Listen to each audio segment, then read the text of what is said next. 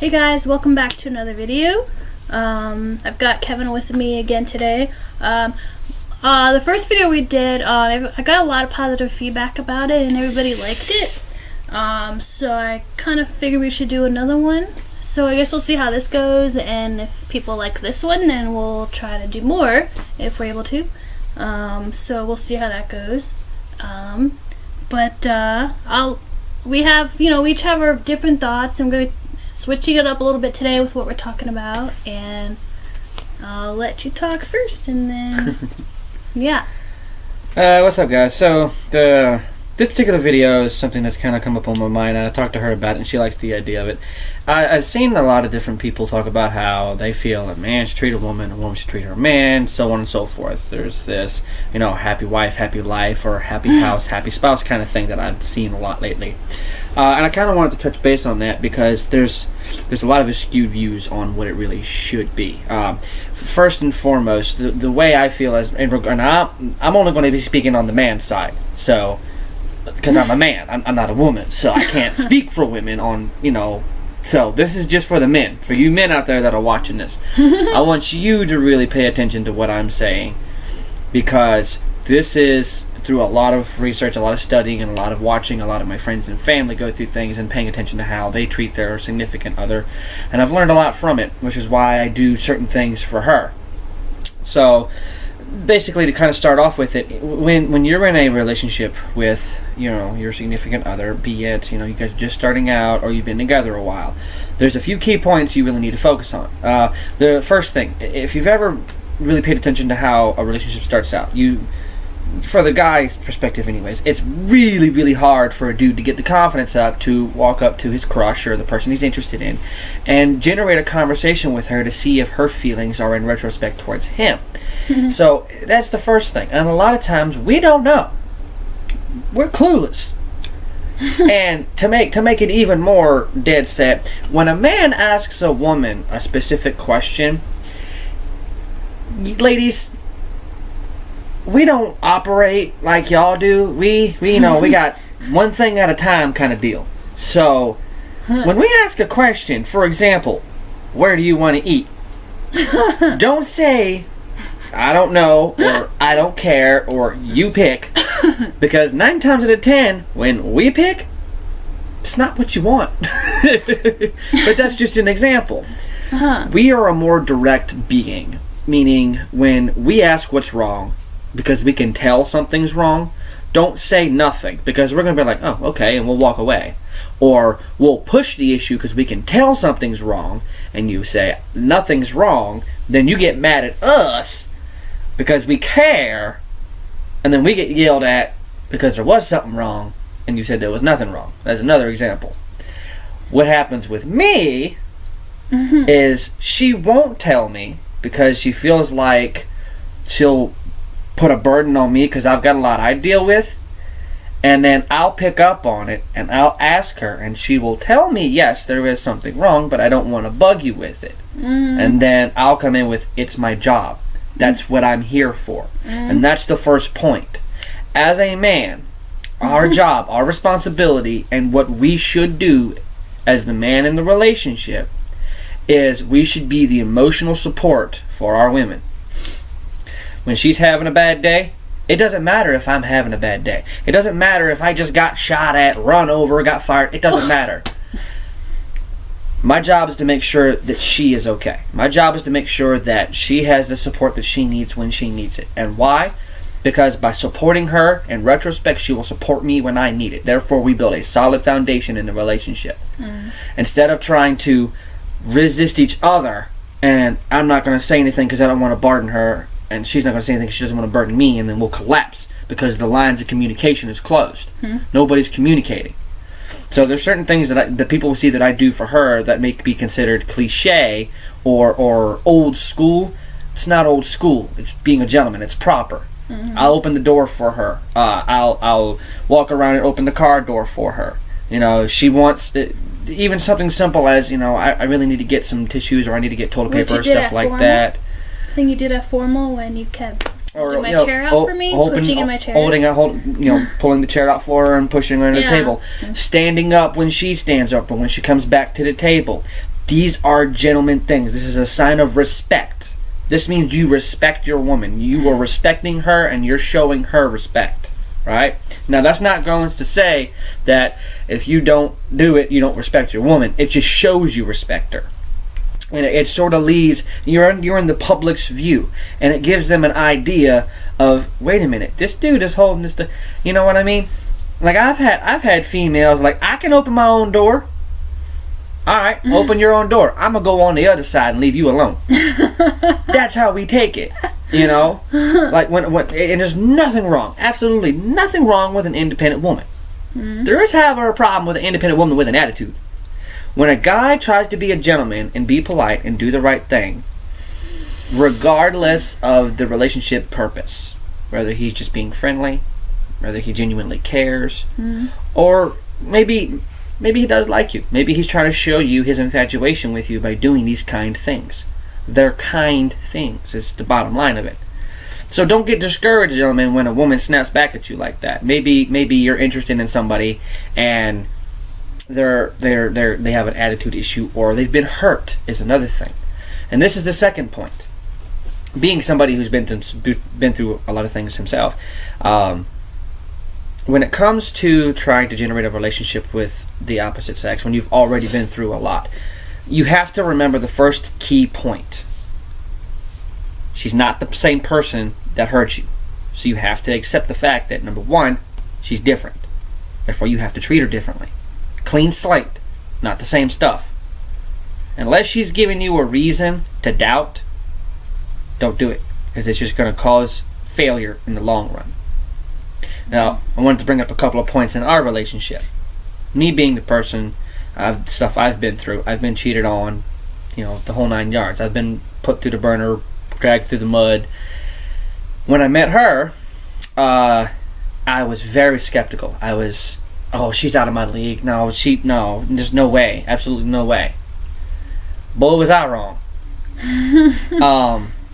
That's the mentality that I had, and for the longest time, even when we were friends, that's the mentality that I had. What changed it was her continuous support of me, checking on me. I'd go 2-3 days without texting her back. 2-3 days come by. Hey, haven't heard from you in a while. Want to check on you, see how you're doing. I didn't text her back. 3-4 days later, same thing. Not, well, fine, screw you too. I don't want to talk. Same thing.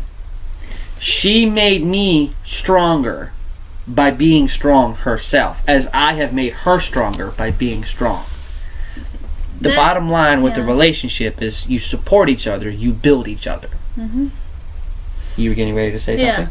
I agree that it's very important to make each other stronger in a relationship and build each other up. And support I think is a big thing.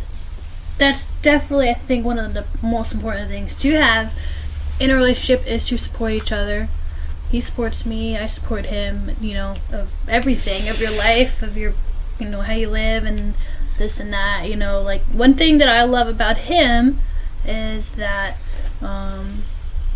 he was the first guy I ever dated that supported my decision to wait until marriage to have sex, and that was the first time anybody I ever dated was able to accept that and support that decision of mine. Because of my strong faith in the Lord, I was not going to be doing that, and that's one of the things that I love about him. And if I may interject for a second. Yeah, no, I just wanted to say that before I forgot, because on that subject. Yeah.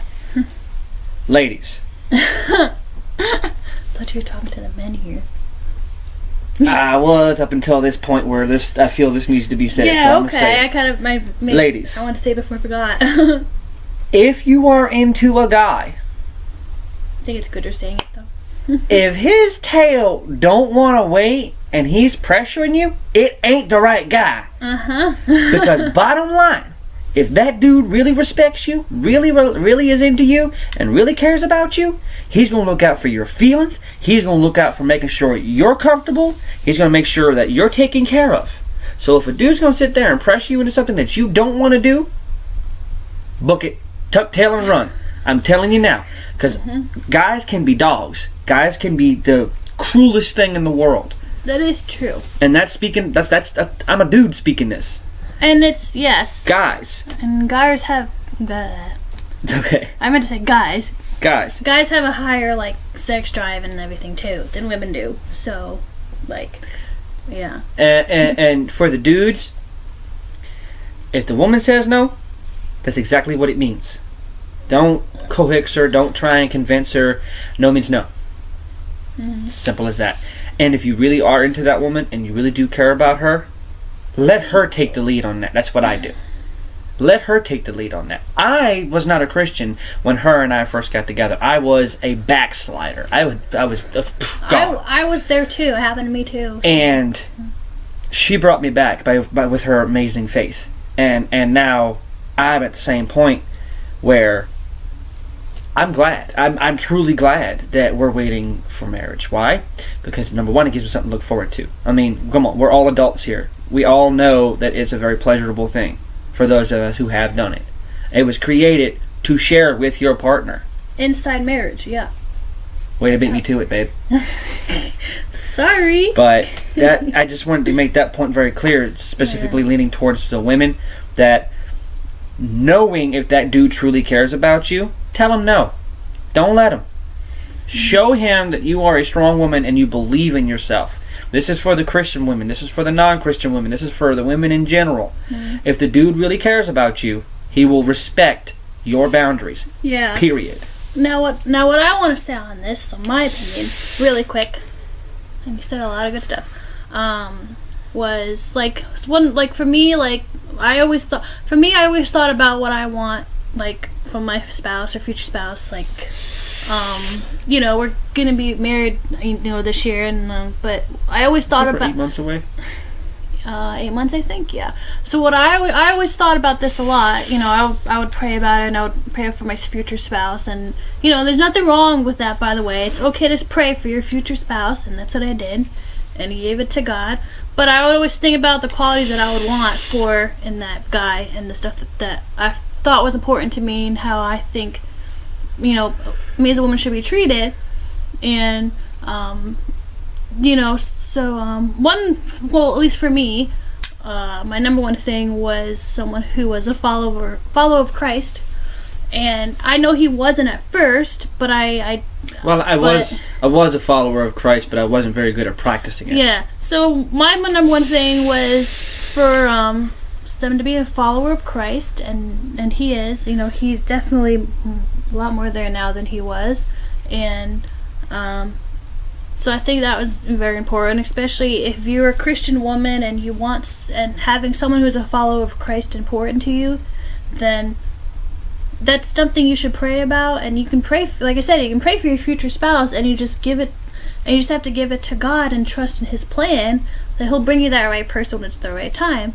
Just, you know, and that's what I did, and I feel like how we should be treated. Like, I think faithfulness is a big one. Definitely someone, because I've been cheated on too. I've been hurt. I've been through heartbreak. So I made some bad decisions when it came to relationships, and haven't we all? And I lost my trust in men for quite a long time. It took me a long time to get back there. And I think it should be someone that you know you can trust you're basically trust your life with. Trust them with your life, trust them with everything. And I didn't know at first if I could trust him. It took me a while to really trust him fully, just because of me being so hurt in the past. And took a lot of work. Sure, it was hard for him too. So I think trust is definitely a big one. Like this, you have to make sure this is someone you can trust your life with. And if you can't, then don't hold on to that person. But you will know that if you have that gut feeling, if this is someone you can trust, and if you can't, then you can't keep that person in your life. So like I said, I trust him with my life for everything, and I think faithfulness is another big one too. Someone who's going to be faithful, someone who's not going to cheat on you, or anything like that. And you know, but sometimes that's hard, because some guys are faithful, and then you get married and they wind up being unfaithful. So that can be a challenge sometimes, and that's not always the person's fault. But you know, but I feel like if you But that's why I feel like if you find someone who is a follower of Christ, that's less of a possibility, because a follower of Christ will not be someone who cheats on you. They will be a faithful guy. So that if you find someone who's a follower of Christ and a believer, then that won't really be something that you have to worry about. So that's something I think important. And one of the other things that I'll bring up in this is, and sorry, apologize for it being a long video. It's just the stuff that we feel needs to be discussed. But remember, even the devil knows Scripture. So just because the dude knows Scripture and can memorize it, it doesn't mount to a hill of beans. Satan sat there and was speaking Scripture quotes to Jesus. The best way to tell how a man is good for you, pay attention to how he treats his mother. Pay attention to how he treats his pets. Yes, good point. Pay attention to how he treats his sister. His family too, his whole family. If a dude is respectful to his mother It's true. and respectful to his sister, he will know how to respect you. If he's respectful to your parents, he obviously knows what respect means. So you got to keep these things in mind. And it's a very, very, very hard thing to do, is know if a person's going to be right for you or not. Yeah. So the biggest thing that I could suggest when it comes to that is do what she did. She prayed for me. She prayed hard for me. There's nothing wrong with praying for your future spouse. Nothing wrong with it at all. People encourage it. It's actually encouraged. People encourage it. My church that I go to, we talk about relationships every year, and they encourage it. They tell us to pray for your future spouse, and that's what I did. And that's what you can do. And you just have to have faith in God that He will do that for you. And so last thing I want to say about this, but basically my points, I'm going to say them again, is someone who's a follower of Christ, someone who you can trust, someone who's faithful, someone who is respectful of you. Respect is a big one. They respect you well. The gentleman thing it's definitely a plus. I mean, there's a lot of guys who are not gentlemen, but the fact that he is a good thing. But that's part of respect. Someone who respects you. I'm old-fashioned. That's why I got a receding hairline. That's good. Someone who respects you, takes good care of you, will stick up for you and be there for you, and respect is a big one. And I'm gonna say this, ladies, don't ever don't ever be with someone who is gonna abuse you and hit you. That's a big no. Just don't do it. If a dude loves you, first time that happens, just get out of that relationship right away. Yep. Whether you're scared or love him or not, don't ever let a guy treat you like that. Let a guy abuse you and push you and think they can boss you around, treat you like a slave. And women are masterpiece and unique, or a gift from God, and they don't deserve to be treated that way. Nobody does, but especially women. Now, men. So don't ever let that. Nope.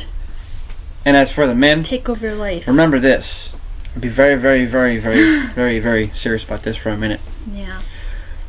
Without women, we die. We cease to exist. They create life. Sure, we help create life, but they deal with the suffering. They deal with the pain. They deal with all of that. What do we deal with? What do we deal with? Nothing really. We do not do anything. You don't know what women go through. After the initial act of helping create the child, we do nothing. So what is our duty? Our job, our responsibility is to support her. A relationship isn't 50-50. It's not 100-100, because there's no way that both of you are going to be 100% all the time. She may only feel 80% today. I've got to pick up that 20% and help carry her along. I may have a bad day. I may only be able to give 50%. So she picks up that extra 50% and she gives the 150%. That's what a relationship is about. It's about support. It's about strength together, because Scripture says you are one flesh. And one flesh, one body. If one part of your body is weak, your body becomes weak because you lose function of something. So you have to remember that. Yeah. Give each other strength, give each other support, give each other comfort. And big thing, keep God first put God first in everything you do. God is first no matter what. He's before your spouse. It's God, your spouse, and then your family. So keep God. A marriage, the only thing a way a marriage is going to work is to have Christ and God in your life. That's the biggest thing. If that's one of the things, if you don't keep God in your life and keep Him the focus and of your marriage and your relationship, it's not going to work. So don't ever lose your faith in that, because that's what makes a relationship and a marriage work. Yep. Now, I want to bring something up. I don't quite agree with her, but that's fine, because I don't think it goes God, spouse, then family. It goes God and then family, because if you really think about it, your spouse is your family. Your spouse becomes your family. Okay, yes, that's a good point. Yes, That's but your how spouse I is look different at it. than your family. So, But just you're remember, with your spouse more than your other family. Blood isn't always thicker than water. I see your point, though. But I hope that you guys enjoyed this video, and I hope that you really think about the points we made today, and it will help you guys out. If any of you guys are in our situation and you're not sure what to do, and you're not sure if you're with the right person or not. So I hope that this will help you guys out, and in a way. And I hope that you guys will like this video, and feel free to comment. And if there's anything you guys want us to talk about specifically, you took the words right out of my brain. Like a topic, ESP over here. Leave a comment and let me know, and on my channel or on my Facebook page or whatever. And please subscribe to my channel. I've gotten a few more subscribers since I made the last video. So please subscribe to my channel and like and comment. And thanks for watching. God bless, Guys, have a blessed day.